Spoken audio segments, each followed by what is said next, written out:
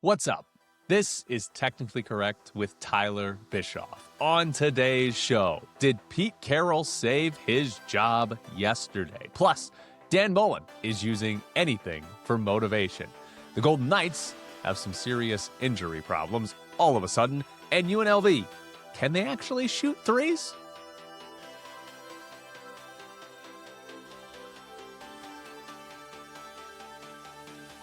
This is week number 4 of Technically Correct with Tyler Bischoff. Thank you to everybody who has tuned in so far. If you want to sponsor the show or if you want to help me out, I am going to ask for your money.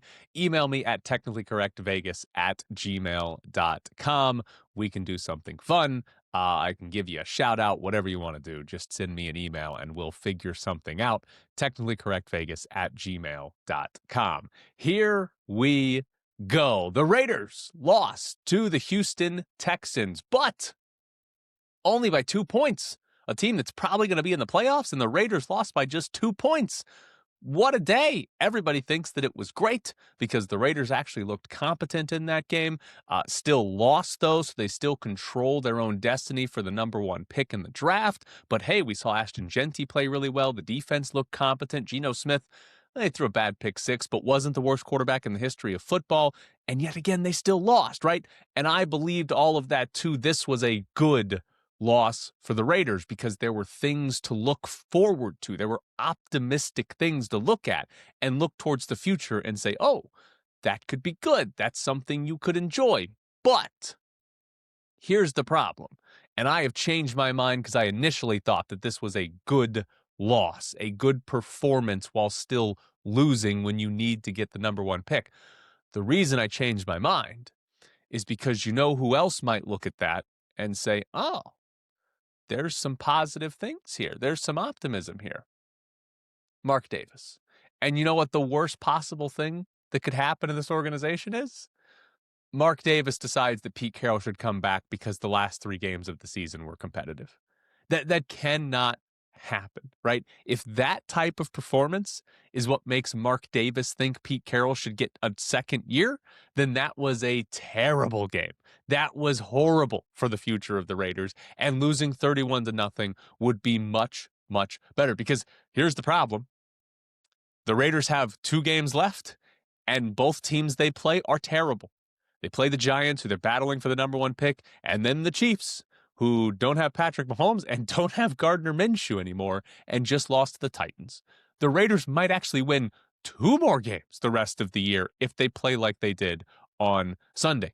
Obviously, winning is bad, but it's unlikely the Raiders are going to lose by 30 points, 20 points in these last 2 games of the season. So if there's any chance that Mark Davis looks around and says, oh, yeah, we might have lost the last 3 games, but looked good against the Texans, almost beat the Giants, and almost got the Chiefs too. There's something here with Pete Carroll. That's terrible. That's horrendous, right? That's a bad thing to happen. But the thing with the Raiders season so far, because I'll give you this stat. Right now, it's Raiders and Giants at 2-13, worst records in the NFL. The Raiders' point differential is minus 169. The Giants' point differential is minus 99. That is a 70-point difference in the 2 teams with the worst record in the NFL. If the Raiders actually had more losses like what they did on Sunday against Houston, there might actually be reason to think that you could bring Pete Carroll back. That might be legitimate. Like if you look through their losses, right? They started their first loss of the year was only 20-9 to the Chargers, but the Raiders were never really in that. They got smoked by Washington, they got smoked by the Colts, they got smoked by the Chiefs, right? Dallas, Cleveland, and the Chargers after the bye all beat up the Raiders, and then we saw the Philly loss was 31-0. They've had a few, right? They lost to Denver 10-7, where Daniel Carlson missed a field goal. They could have tied the game in the 4th quarter. They lost that game in Jacksonville in overtime, where they failed on the 2-point conversion, and then they had the weird finish with the Bears, where they lost that game by 1. So there have been a few close losses, but most often they're getting smacked. Most of the time, they're getting embarrassed when they play. And that's, if that happens enough, which it has, there's no reason to bring the coach back. And I think the biggest fear right now is that they play close in these last two games. Well, the biggest fear is they win, but they play close in these last two games, win or lose, and they decide to bring Pete Carroll back for a second year, which would be actually bad. Now, on to the actual positives from that game. Ashton Jeanty, the biggest one, right? He runs for 128 yards on 24 carries and caught one pass for 60 yards and had 2 total touchdowns. We saw the tackle breaking ability of Ashton Jeanty actually lead to big plays, right? He had his second run of over 20 yards on the season in that game.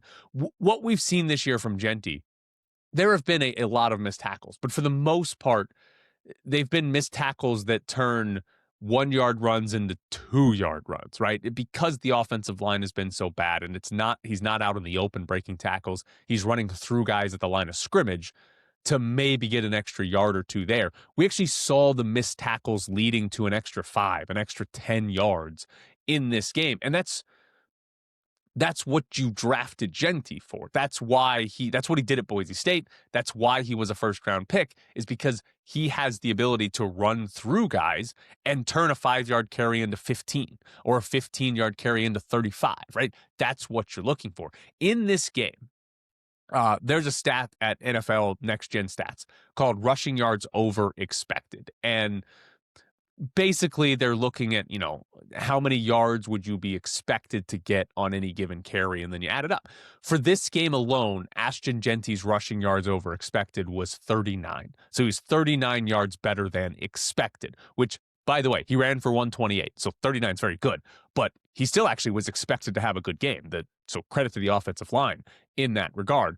But for the season, before the game against the Texans, Ashton Jeanty's rushing yards over expected was negative 82, right?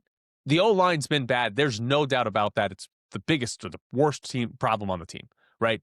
But Jeanty hasn't done anything either. There have been moments where Jeanty could do more and hasn't actually done it, right? He finally did. And we saw that in this massive game. It's the best game he's had. It's really the second time that he's had a monster type of game in 15 so far this year. The other part of it, beyond him forcing missed tackles, was in the passing game. Well, he got 2 targets, both turned into touchdowns, one for the Texans. But his touchdown was a wheel route. And they threw it down the field to Ashton Jeanty. I think it was like 25 yards in the air down the field to Ashton Jeanty. Jeanty has not been a part of the passing game. Other than the dump offs and check downs and maybe some routes that are like out in the flats. That's really been it. There have been a couple of games where they've thrown it to him 6-7 times, something like that, but it really hasn't been a creative part of the passing game. This time he runs the wheel route. He's up the sideline against the linebacker, beats him, and scores a touchdown. And Vinny Bonsignore, who covers the Raiders for the Review-Journal, he tweeted this out, saying that they saw that wheel route while watching training camp a lot. And if you remember back in training camp, one of the big talks about the offense was Ashton Jeanty in the passing game and how the Raiders could get Jeanty the ball a lot of different ways.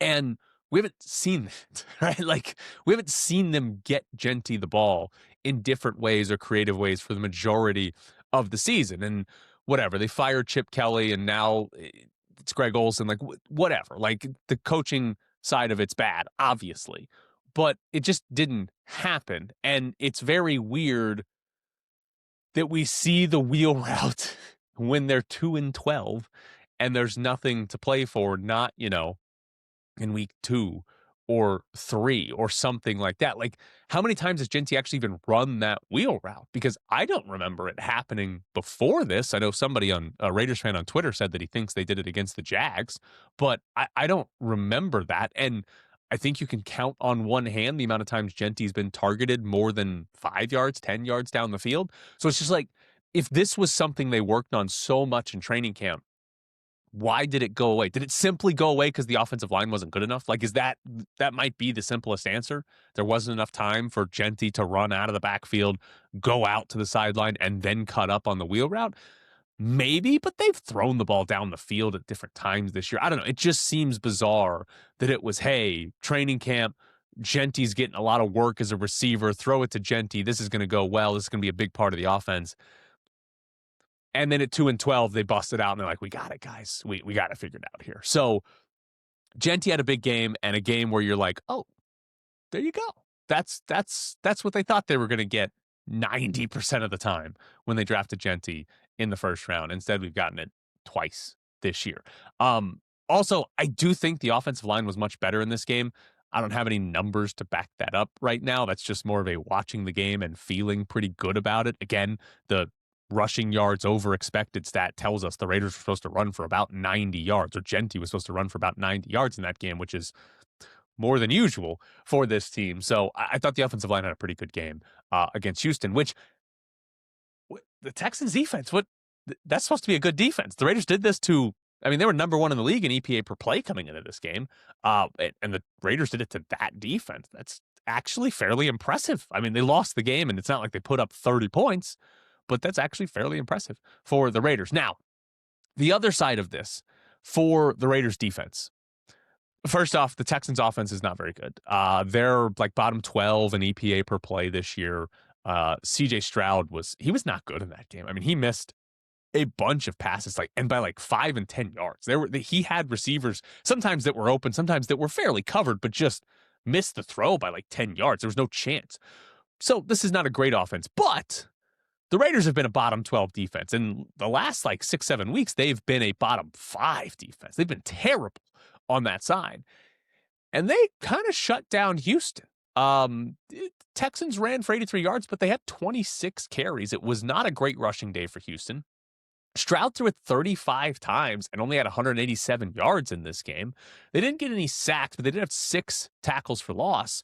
And part of the problem, I think, is when you're looking towards the Raiders' future and the idea of this team actually going through a rebuild is if you just count it up, how many new players do they need? How many positions do they need to improve on to be a legitimate contender, right? Because that should be the goal, is to actually contend. And the offense is clearly bad. It's probably 4 new offensive linemen. Maybe you can get away with a couple of those, but it's probably 4 new offensive linemen, some receivers, obviously quarterback being the big one there. Defensively, though, is it just as many?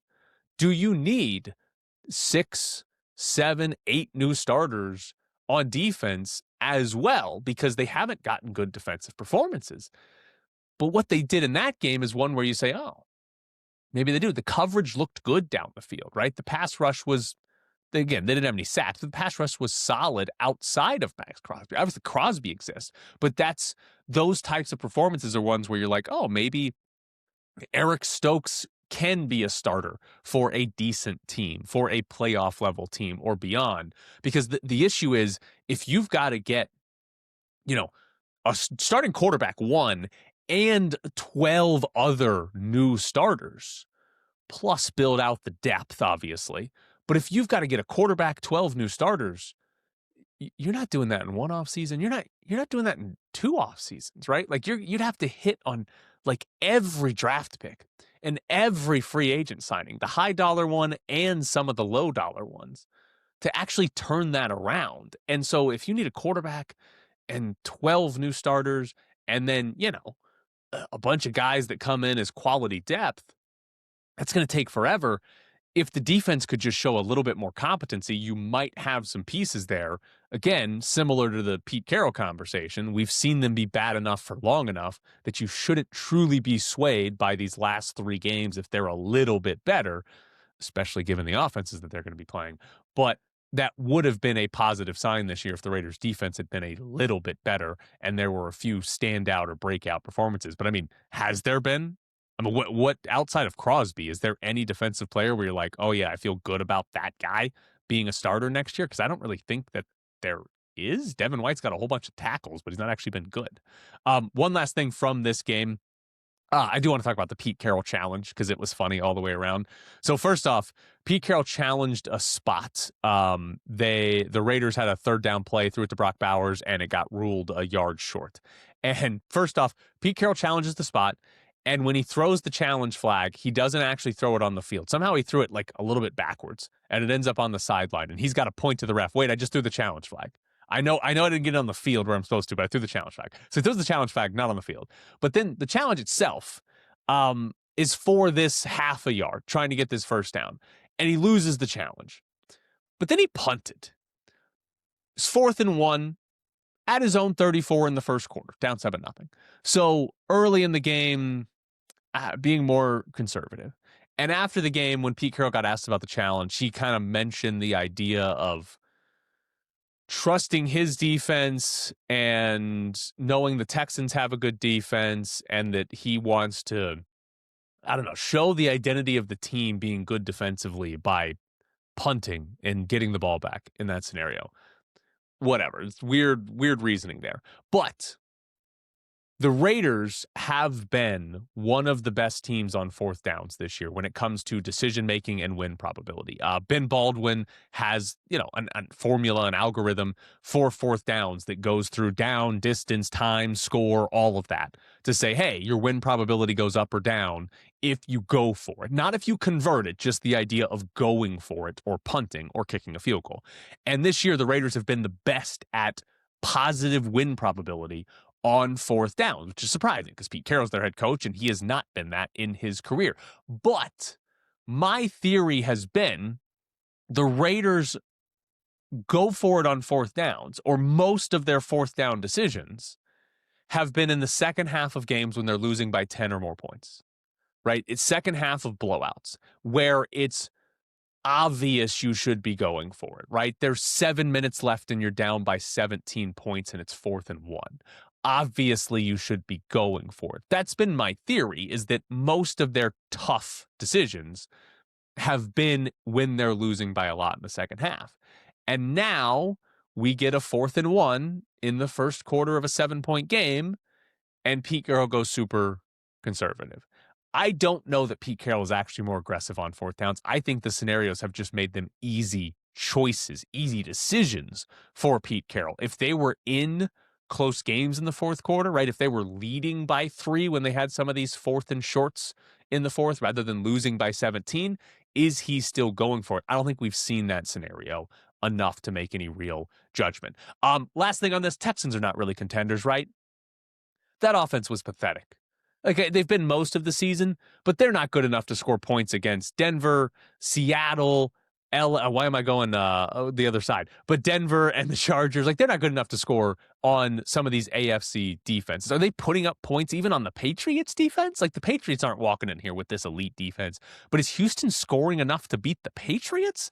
Like, I just don't think that's happening on the AFC side. And yeah, if they got a Super Bowl, I don't think it's happening against the Rams or Seattle either. But I just don't know that offense is good enough to do anything. I guess the good news is that the Chargers and Broncos offense, to use those two teams, also not very efficient this year. So maybe they get into some 13-10 game against one of those teams and can win, I guess, back-to-back in theory.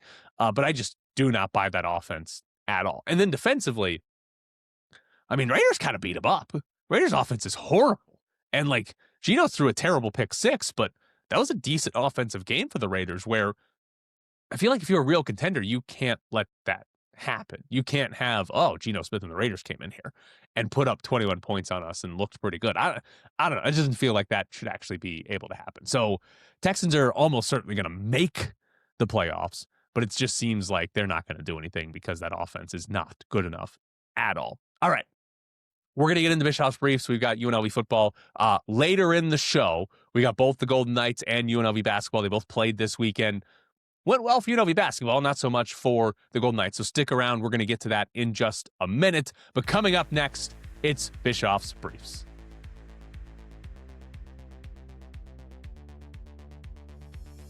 UNLV plays in the Frisco Bowl on Tuesday of this week. And I probably should have known this. This is probably a failure on my part. But the Frisco Bowl is being played in the Dallas Cowboys practice facility.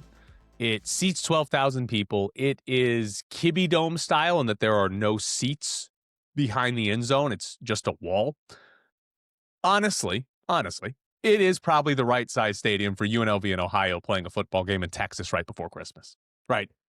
That obviously that matchup is not going to draw 40,000 fans.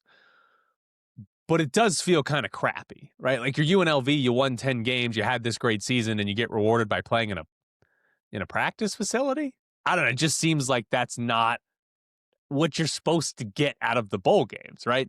And by the way, that's not even the only bowl game played there. The Xbox Bowl, which replaced the Bahamas Bowl, was played there last week. Missouri State and Arkansas State played. Their attendance was just over 7,000. But there's 2 bowl games in the Cowboys practice facility. Like what's that? That feels like a bigger indication that bowl games are dying than anything else. We can't even send them to stadiums, and there's 2 played at the same location. We're not going to watch this and think, oh my God, they don't have enough seats. That's not the point here. It just feels like a bowl game's supposed to be at a stadium in a bowl, right? Like that would be helpful there. By the way, where'd the name bowl game come from? Why do we call everything a bowl? You play it in a bowl? Is that the idea there? Because this is not in a bowl. Why is it bowl games? I don't know. I didn't look that up before the show. Somebody tell me the answer to that. Now, Dan Mullen talked to the media over the weekend, and Paloma Villicana of Fox 5 is out in Texas for this one. And I'm going to play this from Dan Mullen here, and I want to see if you guys can spot the key phrase, the key thing that Dan Mullen is using as motivation here that's surprising to use as motivation if you're the head coach at UNLV. You look at, they have an awful lot to play for, right? They have a long bowl winning streak on the line. They have a chance to I think, be the winningest senior class in school history. They have an interim head coach trying to become the head coach, right? They all of those things going on. So they're going to come out and, opportunity to play us, and so I think they're going to come out. You're going to get their absolute best game. I think it should be an exciting game because I think our guys are kind of locked in, focused, and they want to go finish it the right way as well. So did you catch that? Did you catch the funny part there? Dan Mullen going through all these reasons that Ohio is going to play hard and that Ohio is motivated for. Throughout that the interim head coach is coaching to try to get the full-time head coaching job there, which is basically Dan Mullen saying, Ohio's head coach banged a student and now they're going to be really motivated to play us. Phenomenal job by Dan Mullen to turn, I know Michigan exists, but to turn a legitimately huge controversy in college football. Head coach of Ohio gets fired because he was sleeping with a student, and he admitted to it, but doesn't think it's against the rules. To turn that into, all right, guys, we got to play hard. Like we got to be motivated to play because they're going to be motivated to play because their coach was banging a student. That's great work by Dan Mullen. And by the way, to just slip it in with like, oh, no pun intended, to just slip it in with like, oh, they got to be the winningest class in Ohio history. Like, oh, they got all these reasons to just, there you go. Great work by Dan Mullen. I love that coaches can find anything to be motivated by. And I would say, credit to Dan Mullen, he didn't go the chip on the shoulder route. He just went for the, hey, they're going to be motivated to play, so we need to be too. Because the line that I love that he actually put in there is the idea of Ohio getting to play UNLV. Right, we often hear like the measuring stick game, or if you're a group of 5 team and you get to play a power conference team that's good, it's like, oh, how do you stack up? It should be exciting to see how you do. And Dan Mullen kind of used that as like, oh, Ohio gets to play us. Like we're the measuring stick for Ohio. So all around, great job by Dan Mullen. Now, in the college football playoff, we got 4 games. Alabama beat Oklahoma. I tried to tell you guys, Oklahoma's defense, they gave up 27 points to this Alabama offense, but Oklahoma was great defensively throughout the year, but they didn't play very many good offenses. If you just took the offenses of their opponents, their strength of schedule was pretty easy. The only 2 top 20 offenses they played were Ole Miss and Tennessee, and both put up points on them, and Alabama's offense was good during the season, but not great, and they torched Oklahoma after falling behind 17-0. So Alabama, after being the team that most people would have liked to have seen not make it, well, the power conference team that most people would have liked to have seen not make it, goes and wins a game. And now you get to point and say, of course, they deserve to be in there. We also saw Miami and Texas A&M play to a 10-3 final where Miami's kicker was 1 of 4 on field goals. And Texas A&M's kicker also missed a field goal. And then Marcel Reese threw an interception in the end zone in the final minute. This is my college football question for you. And really, it could apply to the NFL and all sports. What was more fun to watch? Miami and Texas A&M or James Madison and Oregon? James Madison lost to Oregon by 51-30 something, whatever it was. James Madison put up 500 yards of offense in that game because James Madison, Oregon was more fun to watch, right? The offenses in that game were good. There were good plays being made. Yes, the result was not in doubt, but the actual performance, the actual football in that game was better than whatever the hell Miami and Texas A&M were doing. And I think this is why football is usually so great, is that you have terrible performances and they end up as a close game because it's kind of hard to score in football. And we saw that with Texas A&M and Miami. That was genuinely a terrible football game. That was awful.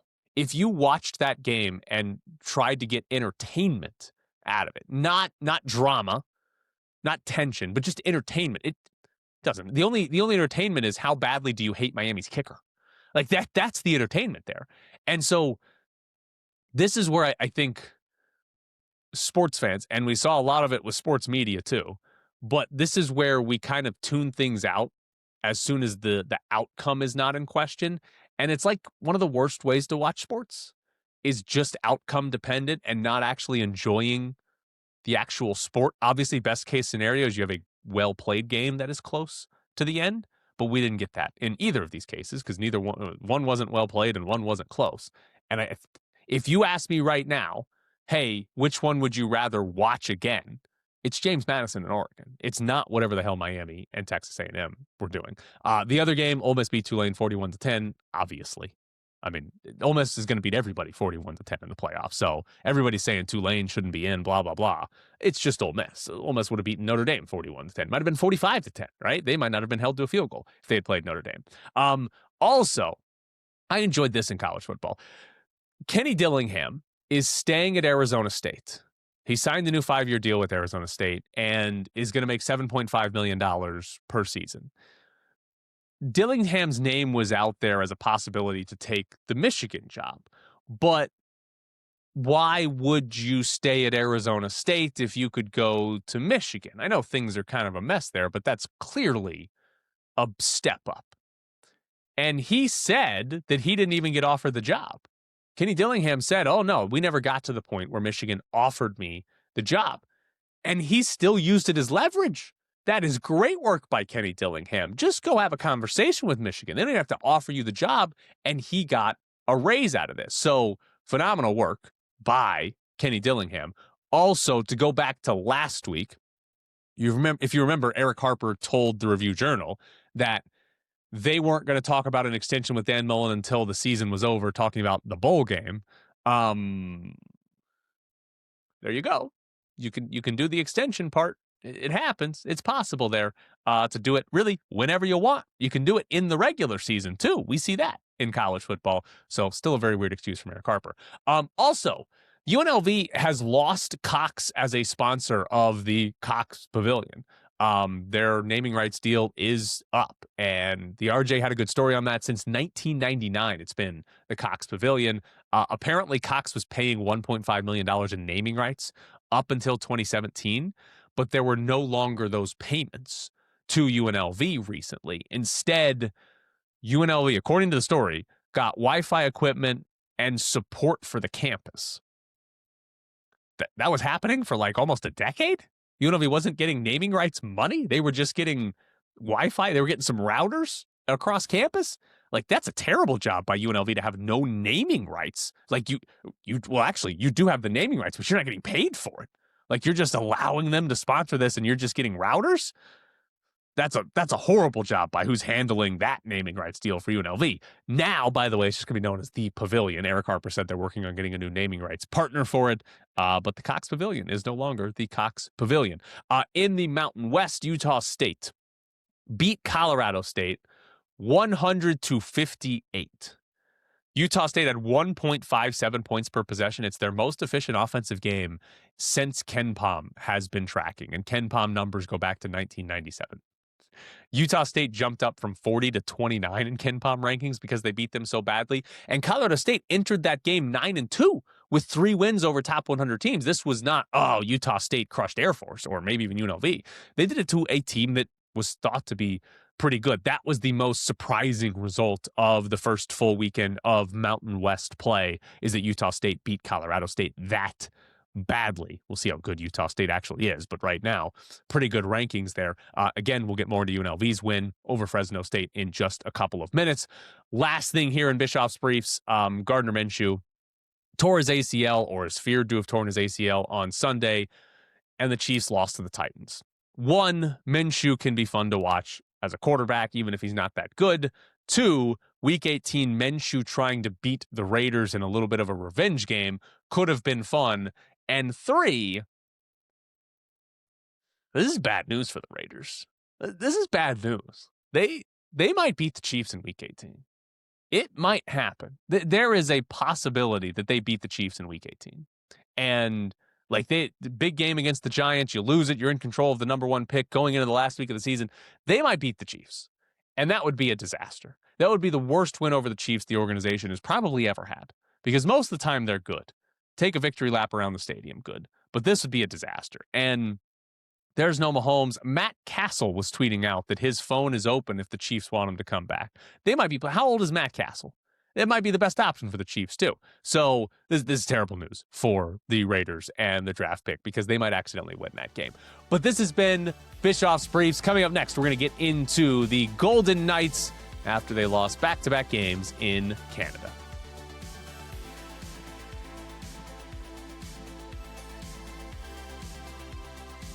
So quick note on the show this week. First off, we're doing 3 shows. You're going to have one on Christmas Eve, but you won't have one on Christmas Day or the day after Christmas. I'm not doing anything on Christmas Day to get ready for a show. So 3 shows this week. Also, programming note, Ken Bulkey of SendBin.Vegas is going to be on the show tomorrow. First guest that we're going to do. Listen, a lot of you have reached out saying, hey, have some guests on the show. We're going to. Don't worry. I was going to see how this went by myself, because a lot of these shows I want to do by myself. Don't want to be reliant on guests, but we're going to have Ken on the show tomorrow to get into the Golden Knights, who lost back-to-back games in Canada to Calgary and Edmonton. They trailed in both of these games by 4 goals at one point, ended up losing 6-3 and 4-3. They actually didn't play terribly against Edmonton in the third period. But we're down 4-0, and you know, it's hard to come back from. So here's the problem for the Golden Knights right now. This injury problem with Shea Theodore and Jack Eichel is pretty bad. And you're now without your top forward and your top defenseman. And they have not looked good without those two. They've played without them now for 3 games, and they have lost all 3 games. They did lose a shootout in there to New Jersey. But the first part of this that is problematic is we are seeing yet again how bad the Golden Knights are with injury updates, right? The best forward and best defenseman on the team are hurt. And the way this was handled in terms of updates is embarrassing. Last week, Shea Theodore on Monday was described as having a maintenance day. Right there on Monday last week, there were a handful of guys that were not on the ice, and Bruce Cassidy said all the guys that weren't out there, just maintenance day, right? Just grouped them all together, just a maintenance day. So on Monday, Shea Theodore, maintenance day. He then didn't play on Wednesday, and on Friday, Bruce Cassidy said he was week to week. What? We went from maintenance day to week in the span of 5 days? Why did they lie? Like, what's the point of lying about the maintenance day on Monday and then, oh, yeah, 5 days later, oh, yeah, you idiots, he's out week to week. And then Jack Eichel was sick, and he didn't play in Wednesday's game. And before Wednesday's game was played, it was Jack Eichel's out with an illness. After the game, it's, oh, we forgot to tell you, he was sick, and he's hurt, and he's day-to-day. Jack Eichel went from just being sick to, sick and hurt. We just didn't tell you. We didn't give you that update. This team has been terrible about giving real updates about injuries forever, right? And we saw it displayed in one of the most egregious ways that they've probably ever done it, with maintenance day to week and sick. We're not going to tell anybody he's hurt. Okay, yeah, guys, he's hurt. Like, what's the point of that? That's the part I don't understand. I get it. You want to say upper body injury because if his shoulder is hurt, teams might target his shoulder and you don't want him having to play through more pain. I get that. I don't get the need to lie and mislead about Jack Eichel being sick and hurt, or Shea Theodore having a maintenance day when how long is he going to be out for, right? They thought he had a maintenance day on Monday when he's now going to miss months, right? I don't understand the need for that. And we're probably going to see it again here. We all know, right? If the Golden Knights say you're day to day, you're week to week. If they say you're week to week, you're month to month. And if they ever say you're month to month, hold on tight, right? Because and how we're seeing it right now, right? What is it? Aiden Hill was called week to week. He's been out more than 2 months. That's month to month. William Karlsson's getting close to that. He was called week to week. It's been 6 weeks. We're nearing 2 months for William Karlsson. So they've got 2 guys. There are other 2 important injuries. We were told, oh, yeah, week to week, and now we're talking months for those guys. I don't get why they feel the need to mislead and lie about these injuries when it does. Who does it do any good to? Like, who does it benefit that Shea Theodore, everybody thought it was a maintenance day on Monday, and now he might be done for 2 or 3 months? Does that benefit anybody? Did it benefit anybody that Jack Eichel, that everybody knew he was sick but not hurt?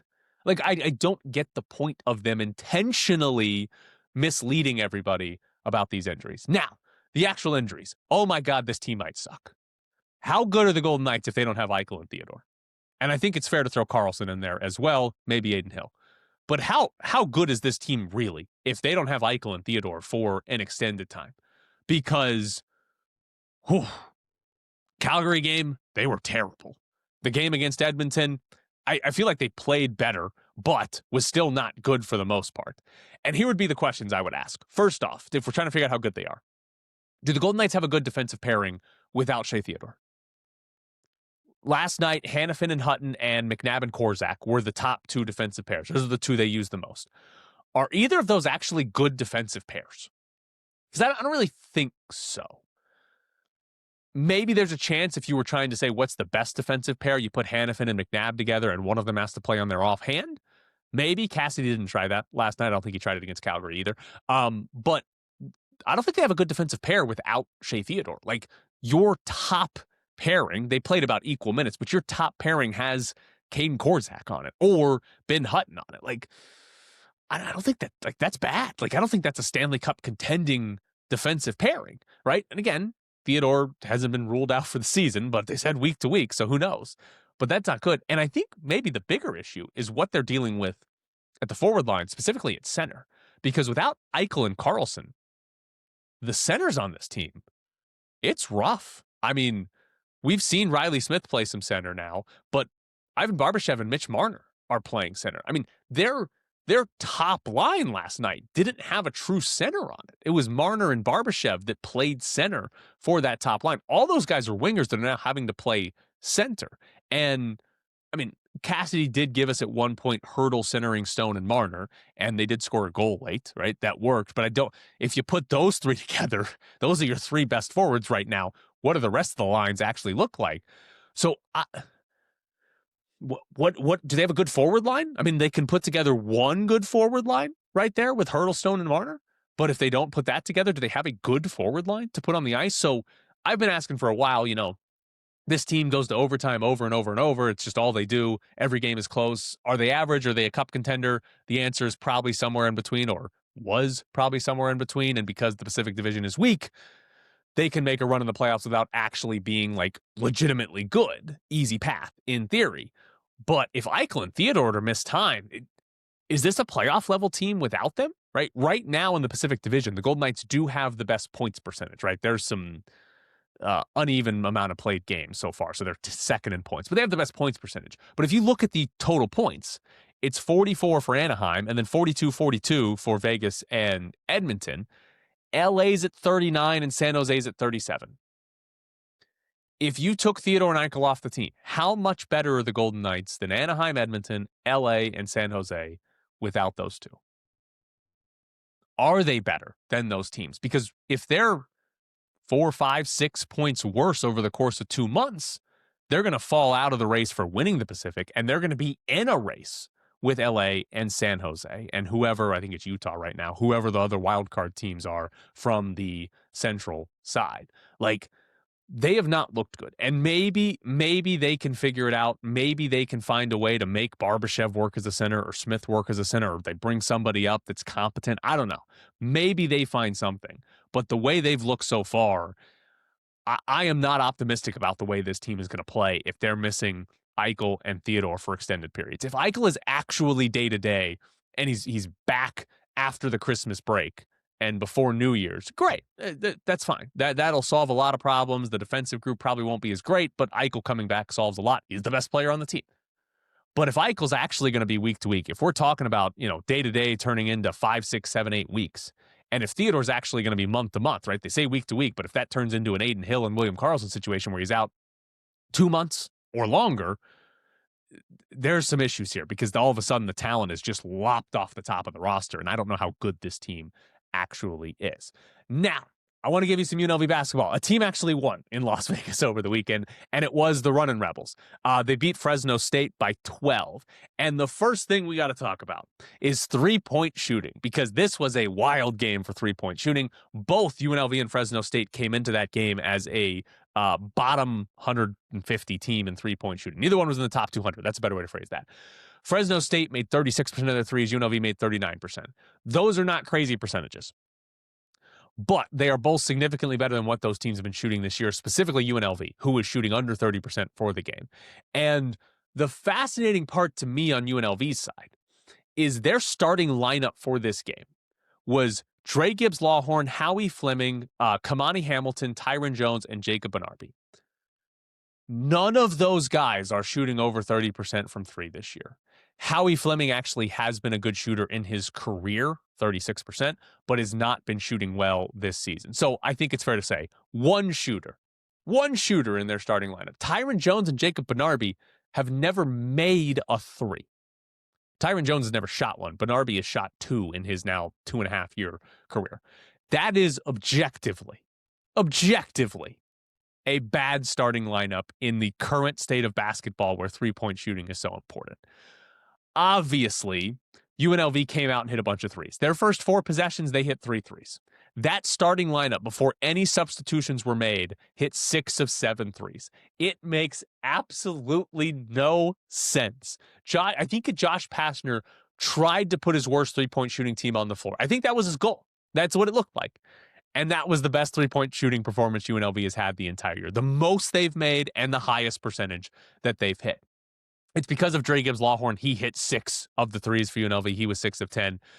Problem there is, as good as that game was for Dre Gibbs-Lawhorn, it's hard to get excited about that being a sustainable part of the offense because we've got a big sample size on Dre Gibbs-Lawhorn, right? He is in his 3rd year of college basketball, and he has taken over 200 threes, and he's a career 26% shooter from 3. What we saw against Fresno State was an anomaly. I would say this: if Dre Gibbs-Lawhorn was a good shooter, he'd be an incredible offensive player, right? Because offensively, he's I think fits pretty well what Josh Pastner wants to do offensively. He pushes the pace really, really well. And I've said it before, their best offense is when they're able to get out into transition.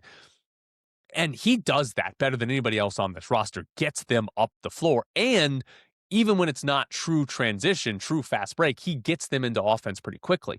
And he's probably, maybe Kamani Hamilton, but he's probably the best on the team at getting to the paint off the dribble, which is a very important skill, if not the most important skill for an offense, right? Is somebody to get into the paint. He brings a lot to UNLV's offense that he should have the ball in his hands a lot. He just doesn't shoot well from 3. If he could, he'd be a great player.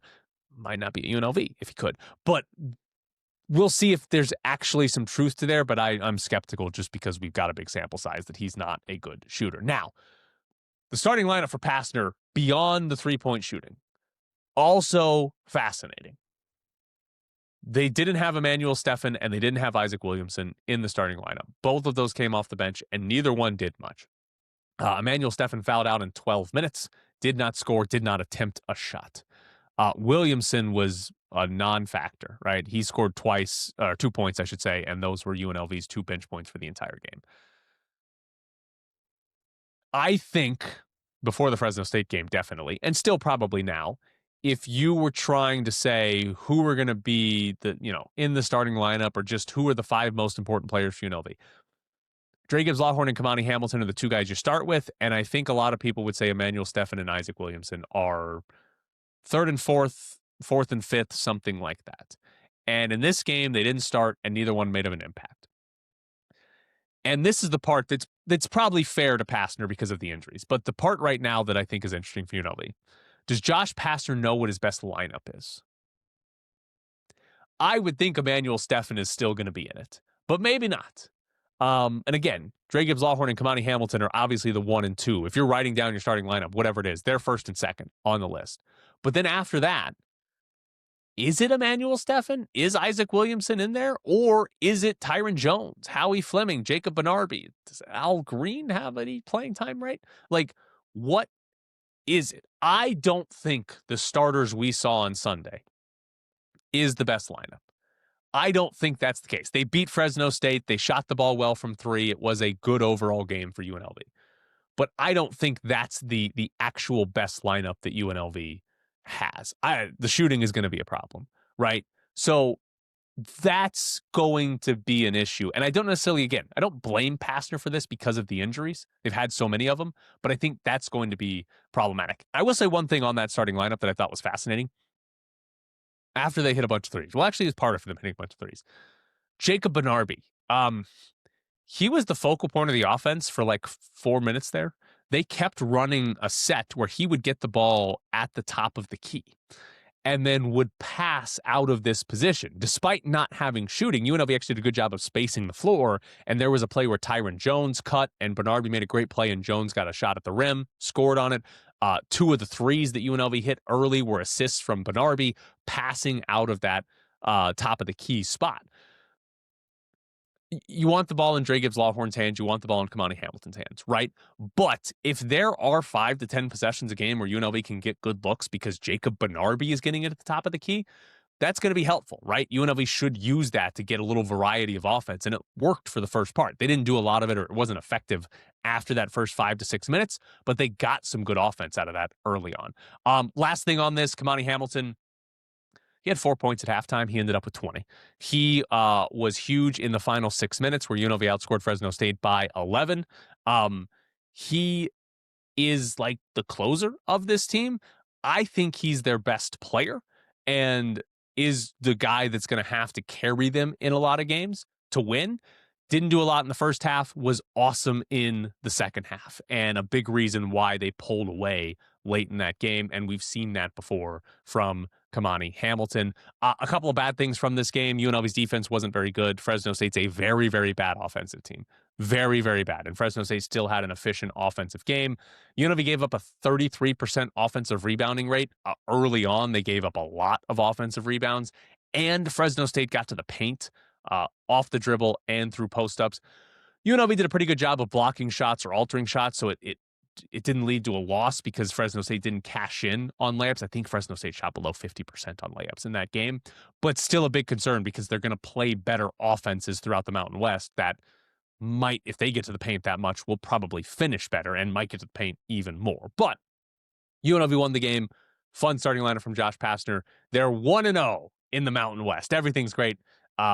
Because they got to play Fresno State, who's not any good. Their next 2 games, they play some non-Division I team who sounds like Nazareth, Jesus of Nazareth or something like that. That's who they're playing. And then they play Air Force, who's terrible. So they actually should win their next 2 games before getting into the meat of Mountain West play, where things will get a lot more difficult. But this has been Technically Correct with Tyler Bischoff. Thank you all for tuning in. We'll be back tomorrow. Ken Volke from Vegas will be on the show. We're going to get into UNLV's bowl game against Ohio, and not just about their coach banging a student, and the biggest game of the season for the Raiders. They take on the Giants for the #1 pick. Can't wait for that. Thank you for tuning in.